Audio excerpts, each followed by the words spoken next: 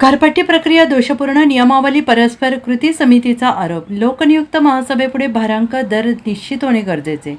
मालमत्ता करासाठी घरपट्टी करयोग्य मूल्य भाडेमूल्य पद्धतीऐवजी भांडवली मूल्यावर आधारित पद्धत सुरू केली आहे. मात्र ही नवीन पद्धत आणताना महापालिका प्रशासनाने राबवलेली प्रक्रिया दोषपूर्ण आहे. नवीन पद्धतीची नियमावली दर जनतेच्या परस्पर प्रशासकीय स्थायी समिती आणि प्रशासकीय महासभेत निश्चित करण्यात आलेले आहेत. त्याला न्यायालयात आव्हान दिलं जाणार आहे.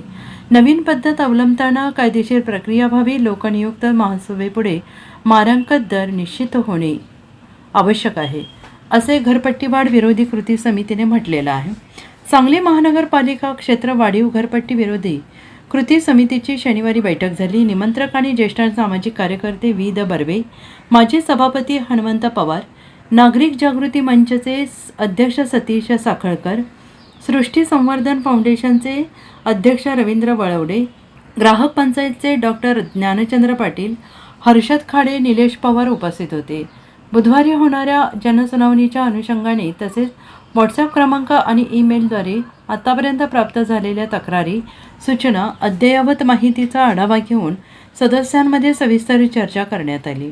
काही मालमत्ताधारकांच्या बाबतीत बांधकामाचे क्षेत्रफळ आणि एकूण प्लॉटचे क्षेत्रफळ एकत्रितपणे विचारात घेऊन भाडेमूल्य निश्चित करण्यात आले आणि त्यामुळे घरपट्टीत वाढ झाल्याचे दिसून येत आहे. रिपीट. काही मालमत्ताधारकांच्या बाबतीत बांधकामाचे क्षेत्रफळ आणि एकूण प्लॉटचे क्षेत्रफळ एकत्रितपणे विचारात घेऊन भाडेमूल्य निश्चित करण्यात आले. त्यामुळे घरपट्टीत वाढ झाल्याचे दिसून येत आहे.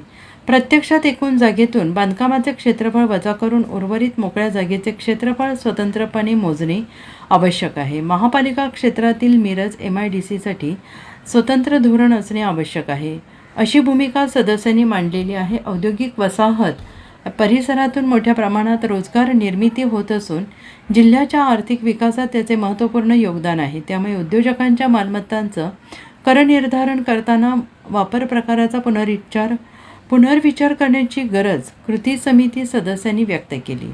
मार्केट यार्ड परिसरातील व्यापाऱ्यांमध्ये असंतोष आहे.